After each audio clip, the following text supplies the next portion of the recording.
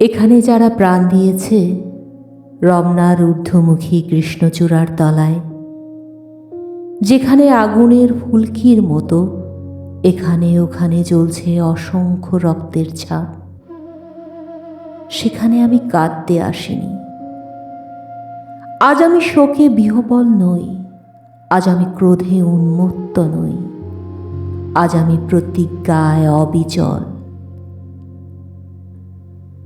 যে শিশু আর কোনোদিন তার পিতার কোলে ঝাঁপিয়ে পড়ার সুযোগ পাবে না, যে গৃহবধূ আর কোনোদিন তার স্বামীর প্রতীক্ষায় আঁচলে প্রদীপ থেকে দুয়ারে আর দাঁড়িয়ে থাকবে না, যে জননী খোকা এসেছে বলে উদ্দাম আনন্দে সন্তানকে আর বুকে জড়িয়ে ধরতে পারবে না, যে তরুণ মাটির কোলে লুটিয়ে পড়ার আগে বারবার একটি প্রিয়তমার ছবি চোখে আনতে চেষ্টা করেছিল, সেই অসংখ্য ভাই বোনদের নামে। আমার হাজার বছরের ঐতিহ্যে লালিত যে ভাষায় আমি মাকে সম্বোধনে অভ্যস্ত, সেই ভাষা ও স্বদেশের নামে। এখানে এই বিশ্ববিদ্যালয়ের উন্মুক্ত প্রাঙ্গণে আমি তাদের ফাঁসির দাবি নিয়ে এসেছি, যারা আমার অসংখ্য ভাই বোনকে নির্বিচারে হত্যা করেছে। ওরা 40 জন কিংবা আরও বেশি, যারা প্রাণ দিয়েছে ওখানে রমনার রৌদ্রদগ্ধ কৃষ্ণচূড়ার গাছের তলায়, ভাষার জন্য, মাতৃভাষার জন্য, বাংলার জন্য। যারা প্রাণ দিয়েছে ওখানে একটি দেশের মহান সংস্কৃতির মর্যাদার জন্য, আলাওলের ঐতিহ্য, রবীন্দ্রনাথ, কায়কোবাদ, নজরুলের সাহিত্য ও কবিতার জন্য। যারা প্রাণ দিয়েছে ওখানে পলাশপুরের মকবুল আহমেদের পুঁথির জন্য, রমেশ শীলের গাথার জন্য, জসিমউদ্দিনের সজন বাদিয়ার ঘাটের জন্য।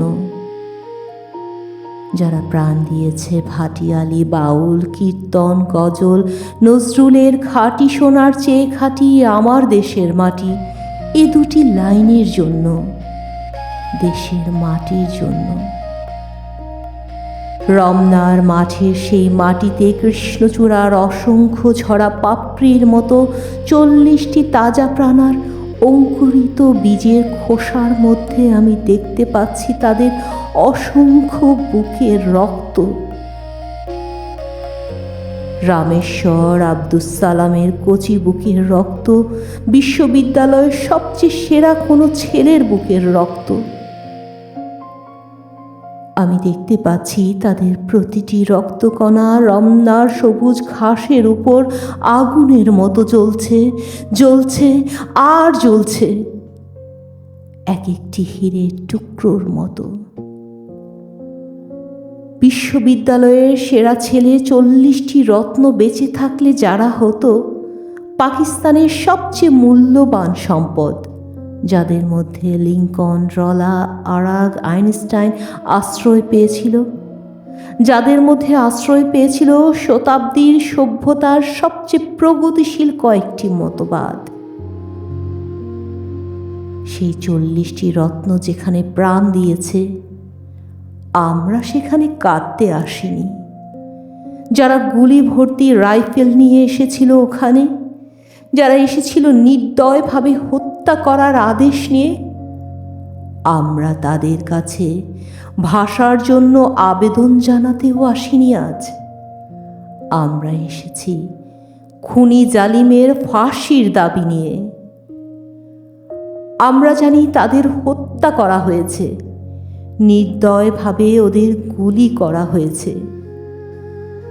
ওদের কারো নাম তোমারই মতো ওসমান, কারো বাবা তোমারই বাবার মতো, হয়তো কেরানি, কিংবা পূর্ব বাংলার নিভৃত কোনো গায়ে কারো বাবা মাটির বুক থেকে সোনা ফলায়, হয়তো কারো বাবা কোনো সরকারি চাকুরে। তোমারই আমারই মতো যারা হয়তো আজকে বেঁচে থাকতে পারত। আমারই মতো তাদের কোনো একজনের হয়তো বিয়ের দিনটি পর্যন্ত ধার্য হয়ে গিয়েছিল। তোমারই মতো তাদের কোনো একজন হয়তো মায়ের সদ্য প্রাপ্ত চিঠিখানা এসে পড়বার আশায় টেবিলে রেখে মিছিলে যোগ দিতে গিয়েছিল। এমন এক একটি মূর্তিমান স্বপ্নকে বুকে চেপে জালিমের গুলিতে যারা প্রাণ দিল, সেই সব মৃত্যুর নামে আমি ফাঁসি দাবি করছি। যারা আমার মাতৃভাষাকে নির্বাসন দিতে চেয়েছে তাদের জন্য আমি ফাঁসির দাবি করছি। যাদের আদেশে এই দুর্ঘটনা ঘটেছে তাদের জন্য ফাঁসি দাবি করছি। যারা এই মৃতদেহের উপর দিয়ে ক্ষমতার আসনে আরোহণ করেছে সেই বিশ্বাসঘাতকদের জন্য আমি ওদের বিচার দেখতে চাই। খোলা ময়দানে সেই নির্দিষ্ট জায়গাতে শাস্তিপ্রাপ্তদের গুলিবিদ্ধ অবস্থায় আমার দেশের মানুষ দেখতে চায়। পাকিস্তানের প্রথম শহীদ এই 40টি রত্ন দেশের 40 জন সেরা ছেলে, মা বাবা বউ আর ছেলে নিয়ে এই পৃথিবীর কোলে এক একটি সংসার গড়ে তোলা যাদের স্বপ্ন ছিল, যাদের স্বপ্ন ছিল আইনস্টাইনের বৈজ্ঞানিক তত্ত্বকে আরো গভীরভাবে বিশ্লেষণ করার, যাদের স্বপ্ন ছিল আণবিক শক্তিকে কিভাবে মানুষের কাজে লাগানো যায়, শান্তির কাজে লাগানো যায়, তার সাধনা করার, যাদের স্বপ্ন ছিল রবীন্দ্রনাথের বাঁশিওয়ালার চেয়েও সুন্দর একটি কবিতা রচনা করার, সেই সব শহীদ ভাইয়েরা আমার, যেখানে তোমরা প্রাণ দিয়েছ সেখানে 1000 বছর পরেও সেই মাটি থেকে তোমাদের রক্তাক্ত চিহ্ন মুছে দিতে পারবে না সভ্যতার কোনো পদক্ষেপ। যদিও অসংখ্য মিছিল অস্পষ্ট নিস্তব্ধতাকে ভঙ্গ করবে একদিন,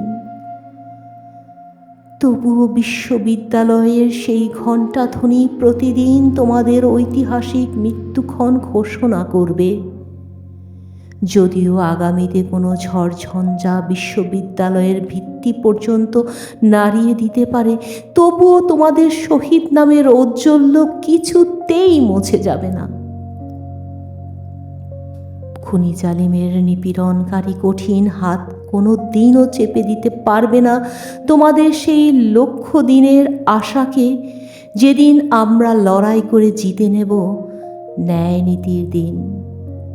হে আমার মৃত ভাইয়েরা, সেই দিন নিস্তব্ধতার মধ্য থেকে তোমাদের কণ্ঠস্বর স্বাধীনতার বলিষ্ঠ চিৎকারে ভেসে আসবে।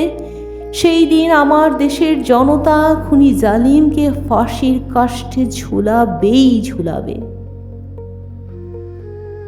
তোমাদের আশা অগ্নিশিখার মতো জ্বলবে প্রতিশোধ এবং বিজয়ের আনন্দে।